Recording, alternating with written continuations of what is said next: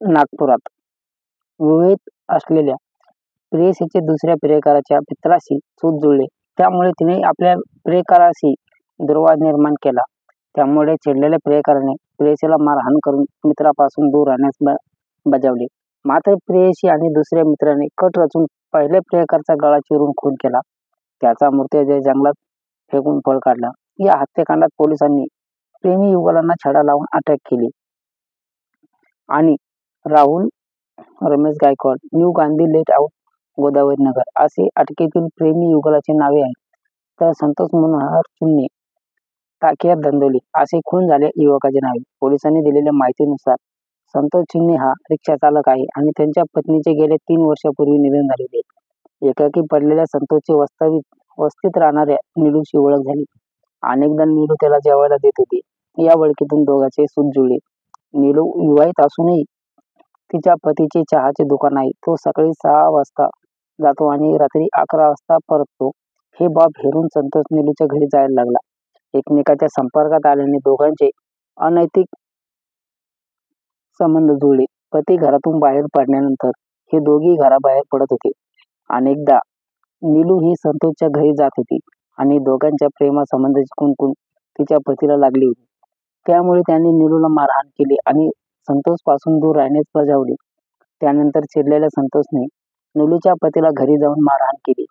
यानंतर माझ्या प्रेयसीला मारहाण केलीस तर जीवे मारू अशी धमकी दिली. तेव्हापासून संतोष आणि नीलू उजळ माथ्याने पतीच्या विरोधाला झुंगारून अनैतिक संबंध ठेवत होते. या दरम्यान संतोषचा मित्र राहुल गायकवाड यांची नजर नीलूवर पडली आणि मित्राला दगा देऊन त्याने नीलूशी मैत्री केली. राहुलने संतोषला माहिती न देता नीलूशी प्रेम संबंध वाढवले. नीलू आणि पती आणि पहिला प्रियकर संतोषच्या चोरून राहुलला भेटायला जात होते. दोघेही प्रेम संबंध वाढले आणि प्रेयसीचे मित्र राहुलशी सूत जुळल्याची कुणकुण संतोषला लागली. त्याने पाळत ठेवली आणि दोघांना नको त्या अवस्थेत पकडले. त्यानंतर त्याने नीलू आणि राहुलला मारहाण केली. नीलू आणि राहुल यांनी संतोषचा काटा काढण्याचा कट रचला आणि रविवारी दुपारी नीलूने संतोषला जंगलात फिरायला नेण्यास सांगितले.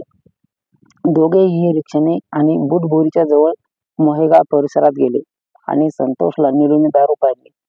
त्यानंतर तिने राहुलला फोन करून बोलून घेतली आणि दोघांनी मिळून संतोषचा गळा चिरून त्याचा मृतदेह जंगलात फेकून देऊन दोघेही दुचाकीने नागपुरात परतले.